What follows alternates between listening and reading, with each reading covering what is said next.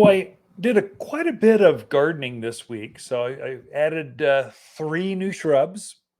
So a couple butterfly bush or some new red ones that came in that are just stunning. Oh my gosh.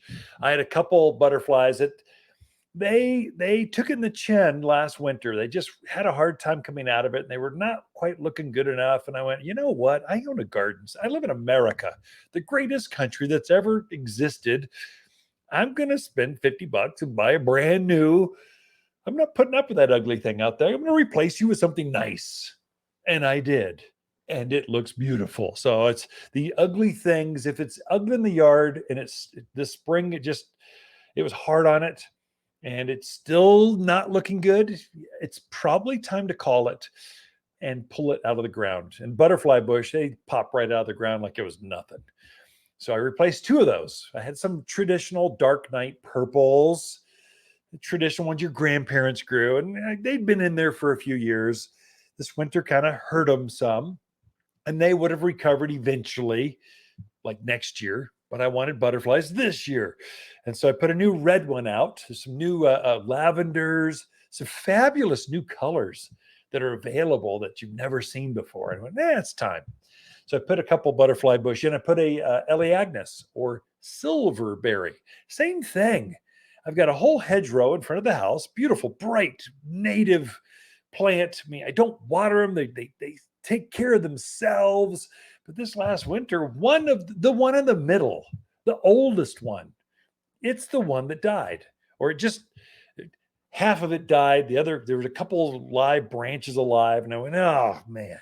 It's right there in front of the house. I'm not going to wait 3 years for this thing to finally recover because it got damaged this last winter. It was so wet and cold last winter that some of these native, really drought hardy, tough plants, I don't know why they were damaged more than others, but I replaced it, put a new, if the one popped out really easy and I couldn't tell what happened. I just went, okay, it wasn't grubs, wasn't a root thing. I think they just went from drought status last year to this winter, so much moisture, they didn't know what to do. They couldn't adapt. And they didn't make that transition from drought conditions to there's moisture now. And I think they got stressed out. And they were showing it with the top growth. So I just replaced them. So some insider tips. When you're digging a hole here, so if you try to dig a planting hole, you realize it can be really tough.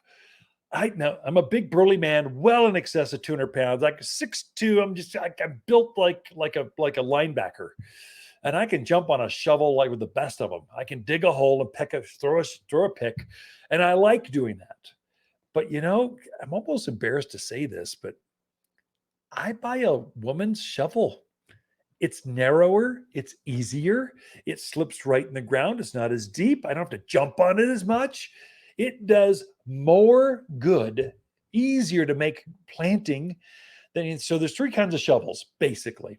There's a child's shovel, and they're flimsy little things that break the first time you jump on them. Don't get that, but they're small, so you want a small one like that. But they make a female shovel or a gardener shovel, a smaller shovel. It's beefy, it's strong, it's just like the regular size handle, but just the head on it is just smaller. It's like half size. But that goes in the ground so much easier than a full-size commercial man shovel. Arr. Yeah, you hit a rock with that or clay soil or caliche, you're not going anywhere. You better break out the digging bar, the jackhammer, because that's the shovel isn't going to do the work. But these smaller shovels, they're much easier. So I wear them out. Those are my go-to. And I feel I don't know why I feel like I need to be more of a man by having a bigger shovel, but man, it's a lot more work. So I'm over that. I now have a smaller shovel. You can find them probably not going to find them at a box store. You're going to have to go to an Ace or True Value or a True Hardware store. They will have those smaller shovels. And just stay away. I tried a kid shovel. They're too flimsy. The metals aren't good enough. You need a full-on real tool that has a smaller head that goes in this harder soil easier. It's just an insider tip. So I sprayed a few of my plants, especially when it's summer. I pre-sprayed the foliage with a product called Wilt. Stop. It's like lotion or sunblock. It's like sunblock for plants. It helps them, keeps them from perspiring. So before I plant them, I'll spritz them with Wilt Stop. And then I dug the holes with my smaller shovel, and the ground was really dry. Whatever you do, don't put a dry plant in a dry hole. You want to hydrate the planting hole first, then go put your plant in. So what happens is you'll put a moist plant in the ground, and the surrounding soil is so dry, it wicks away the water inside the root ball. It's hard to rehydrate. So I slop 4 or 5 gallons of water in that planting hole before I even try to put the plant in. Real secret for summer planting. It's a game changer.